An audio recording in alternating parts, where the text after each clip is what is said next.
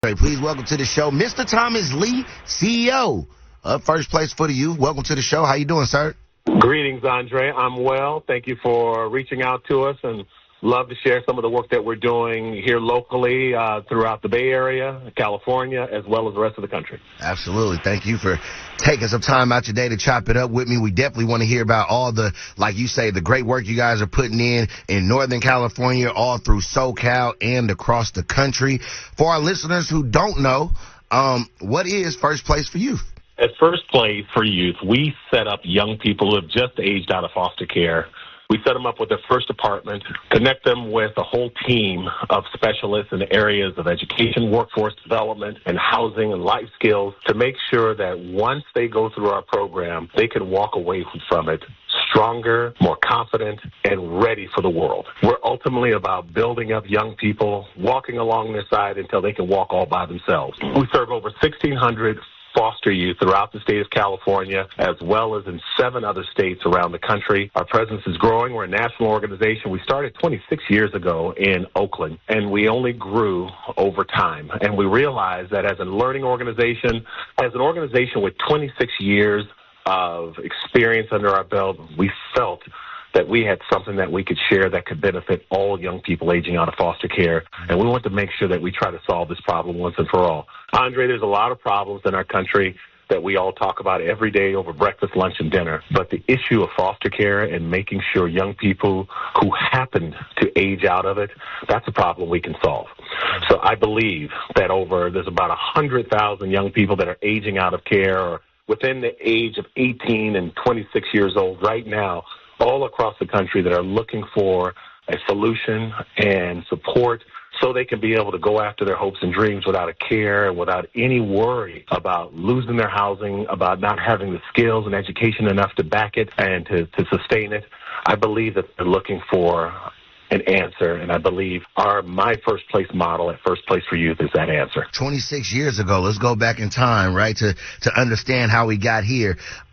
What made you start this? How did you guys come up with this idea 26 years ago that says, you know what, we want to do something special in Oakland and service our community and, making sure that we're taking care of the foster care youth, at-risk kids out there in the inner communities? Well, Andre, I'm not the founder of First Place for Youth, but I can certainly tell you the origin story and the reasons why it was created. So if we go back 26 years ago, that was a time when a young person was aging out of foster care at the tender age of 18. They would be given a piece of luggage or maybe a trash bag, and there was a lot of hopes and prayers that they would be able to go off into the world at 18 years old and find a job and find an apartment and make their way through the world. As you can imagine, a lot of young people did not do well with that old system. And so our two founders, Amy Limley and Deanne Pern, they were research students at Cal Berkeley. They saw a problem, and they said, let's put together something so we can fix it. They saw way too many foster youth who were ending up homeless and said, we need to create some housing for them,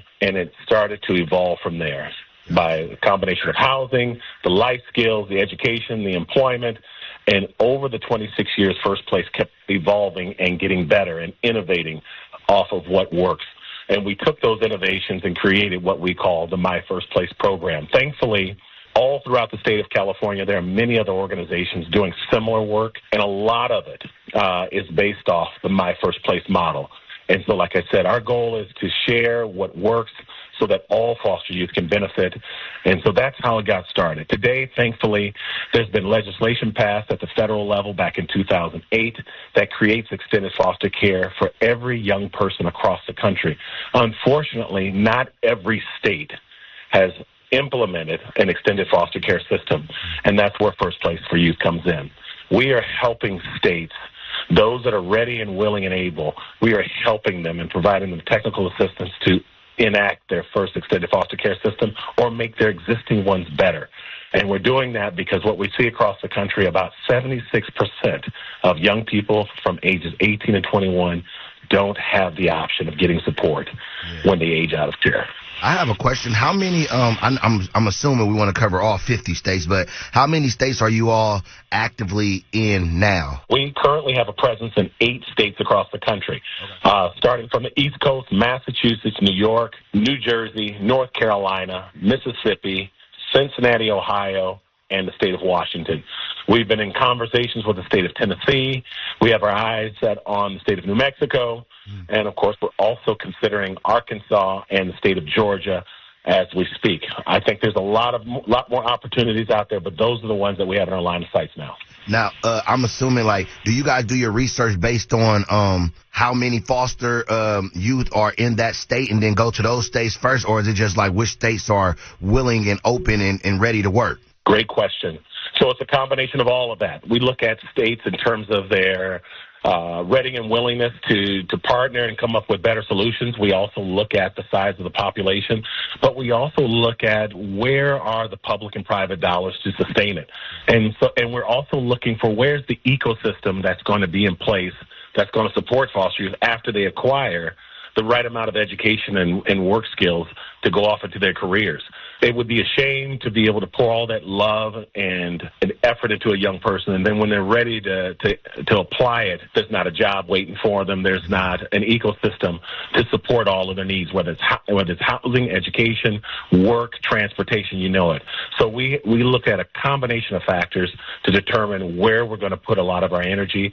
And thankfully, sometimes when people hear us from all across the country who are leading child welfare systems, they reach out to us and say, hey, how can we bring First Place for Youth to our state? And earlier, when we first started this conversation, we were talking about how do we solve foster care issues? How do we even start? I think number one, I think the first place to start is understand that this is a very real problem that's sadly too invisible for most people. We need to raise awareness about this issue.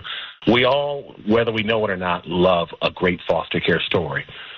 If you've gone to see the movie Creed, if you've gone to see Superman, if you've gone to see Spider-Man, and Batman. You think about a lot of the Marvel Universe or Star Wars, every one of those stories are about foster youth. So we actually do love stories about how foster youth who go through some struggles, they fight through those struggles, they show their resilience, they exemplify all types of grit, and then they become the hero. That hero story is all across our country. It's with our coworkers, although they may not tell that story. It's a chapter in many people's lives, but it's not the full story. And so I think, number one, we've got to start telling that story. I think we all might have a family member that might be getting support and being raised by an aunt, an uncle, a grandmother, a great-grandmother. All of those stories creates the full through line of the story that we're talking about today. And I think we all know some of those stories. And like I said, we've got to take it out of the shadows and start talking about it in full, and then start taking some measured steps to fix this once and for all. Like I said, it's the law of the land to make sure that every young person who turns 18 who happens to be in foster care, that they should be able to get the support that they need. The fact that only 33 states out of our entire union actually has opted in to try to leverage some of those dollars from the federal government should be the first bit of shame that we all have as a country. The second part is for those states that have decided to leverage those funds and they haven't done it in a meaningful way to start changing the conditions for success for these young people is another stain on the work that we all need to do. So again, this problem is not too big for us to solve. It's all about willpower and knowledge. We have the knowledge. Now we just have to find the willpower. Thomas, I have a question for you, sir. First of all, not even a question. I want to show you guys some love. I was on you all's website earlier, and last year it says you guys helped out and assisted almost 1,500 youth last year. I want to first show you guys love for that. The second question would be, do you guys have a specific number or goal for 2025 that you guys are looking to assist? Well, we definitely have some growth and expansion goals for not just 2025, but over the next 5 years. We grew in Southern California and Los Angeles County this year by an additional 30 youth. The reason why we grew there is a lot of people don't know this about Los Angeles County. It has the largest share of foster youth anywhere in the country. No other county can compare. In fact, you could take the state of Texas, Florida, and Georgia combined, and you would have the same amount of foster youth as you have in Los Angeles County. So that's one. But over the next 5 years, we plan to try to double the number of youth we serve, as well as expand to 14 states across the country. Now let's talk about measuring some of those results you guys had. Could you tell us, like, some of the results that you guys have. How many kids are exiting your program and are going on to be successful and coming back like, you know what, thank you guys so much. Because of you, I'm a somebody today. Man, that's a beautiful question. I appreciate it. So let me just start out with 97% of all the youth that come through First Place for Youth are living in stable, healthy, safe homes of their own choosing after they leave our program. 82% of all the young people that leave or exit our program are going to school. They're in college, and if for some reason they need to be finishing they need to finish high school, they're finishing high school at a high rate. And lastly, 85% of all of our young people are working and identifying a career pathway so they can eventually achieve living wages. Those are the benchmarks that we have for ourselves, and when we don't hit those marks, we're constantly looking in the mirror and trying to figure out how we can do better. We believe that those numbers can still be improved. They certainly are far cry better than a lot of their peers, as well as young people who have never been in the system of foster care. So we are proud about the results. Any partners that you all work with in the community or throughout the state or the country, did you want to give them any attention? Absolutely. So we partner with the county and state of California, 6 counties in the state of California, as well as with the state of California. Like I said, we have a presence across the country. In some of our states where we have a presence, we partner with other organizations who have downloaded the My First Place model. And so I'm going to shout out Hopewell in Massachusetts, Children's Village in New York, Catholic Charities and Volunteers for America in the state of New Jersey, as well as the entire New Jersey child welfare system. I also want to give props to all 6 counties here in the state of California where we have a presence. We partner very closely with the county and state. And then finally, all of our partners down in the state of Mississippi. Andre, we just launched our newest site in the state of Mississippi. We have offices in Hattiesburg, and we're building out a second one in Gulfport. And so we're really excited about the work that we've been doing all across the country. And so we look forward to continue this work and get more and more folks like you to support us and be believers in us and become ambassadors of the work. Yeah, no, absolutely, Mr. Thomas.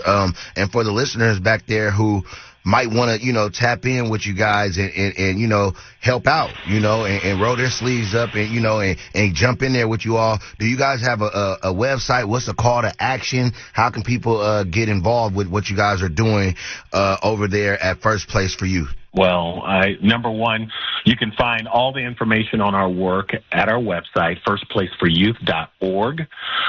Feel free to peruse all the pages, reach out to us. We'd love to have a conversation. We'd like to invite you off the sidelines and to get in the game with us to solve this problem. I've always said no one's absolved from responsibility when it comes to young people who have been in our foster care system. We can do a lot together. So I need more believers. I need more ambassadors. I need more champions of this work so that out of all the things that go viral nowadays, Andre, we need this to go viral. For real. Yeah, that's stupid. That's true. That's real. I have a question. I know we're running out of time here, but I got to know, how much does it cost to house, a youth, that going through these challenges? Because it has to be expensive. And where does the funding come from? Yeah. So couple of different ways to attack that question. I think number one, housing is certainly determined by the market we're in. So as I mentioned, we have a presence in 8 states across the country. We are in some very expensive markets like San Francisco, Oakland, San Jose, Los Angeles, New York. In those particular areas, housing can get expensive. And so we're at the whims of the market. So you asked a second ago, how can other people help make a difference?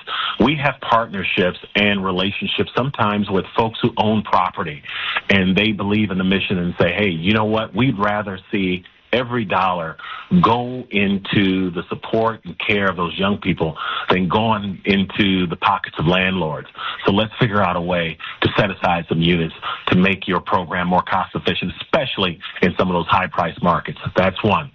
The second part of your question is that we get funded, about 75% of our funding comes through each of the counties which is also supported by the state. As I mentioned earlier, extended foster care is the law of the land. Every state gets reimbursed for a portion of all the extended foster care services that they give. The state is then required to pay the difference. So we contract with the county, who in turn contracts with the state, and that's how we get 75% of our funding. The other 25% comes from folks like you and many others with big hearts and are willing to write a check, set aside some dollars, use their DAF funds, will us money, or, put together campaigns on our behalf. And that's how we pull together the dollars to do our work on a daily basis. Mr. Thomas Lee, CEO of First Place for the Youth. This is the Public Affairs Show. I'm your host, Andre. Until next time, Bay Area, appreciate you, Thomas. Have a good one, sir. Appreciate you, Andre. Take care. Right.